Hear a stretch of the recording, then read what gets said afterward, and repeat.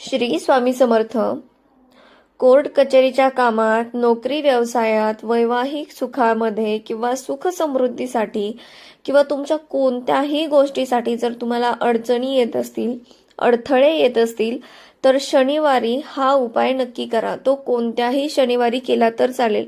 पण 2026 मध्ये 18 जानेवारीला आपली वर्षातली पहिली अमावस्या येत आहे, दर्शमौनी अमावस्या, आणि त्याच्या आदल्या दिवशी शनिवार आहे. जर तुम्ही हा उपाय त्या दिवशी केला, म्हणजे आजही केला, तरी सुद्धा हा खूप प्रभावशाली ठरेल.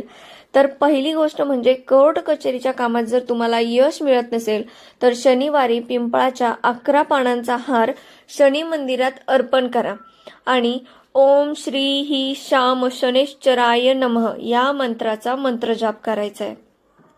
नोकरी आणि व्यवसायात प्रगती होत नसेल, तुमच्या कामामध्ये अडथळे येत असतील, तर एक काळा कोळसा घ्यायचा आहे आणि तो तुम्हाला वाहत्या पाण्यात सोडून द्यायचा आहे आणि शनेश्चराय नमः या मंत्राचा जाप करायचा आहे, मंत्रजाप करायचा आहे.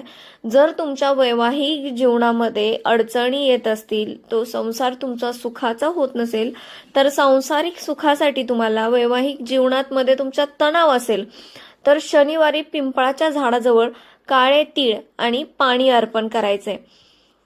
चौथी गोष्ट म्हणजे सुख समृद्धीसाठी. जर तुमच्या घरात लक्ष्मी टिकत नसेल, तुमच्या घरामध्ये पैसे येत आहेत पण ते कुठे जात आहे या गोष्टी कळत नाहीत आणि हे बऱ्याच जणांना प्रॉब्लेम होतात, तर या दिवशी पाण्यात साखर घालून ते पाणी पिंपळाच्या मुळाशी अर्पण करायचं आहे.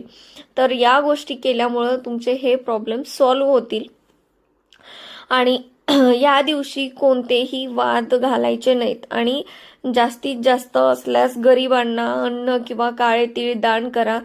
या दिवशी म्हणजे दान करणं हे अत्यंत शुभ मानलं जातं. तर तुम्हाला हा व्हिडिओ कसा वाटला ते कमेंटमध्ये नक्की सांगा आणि कमेंटमध्ये श्री स्वामी समर्थ लिहायला विसरू नका. तर हा व्हिडिओ इतरांनाही शेअर करा जेणेकरून त्यांनाही माहिती भेटेल. श्री स्वामी समर्थ.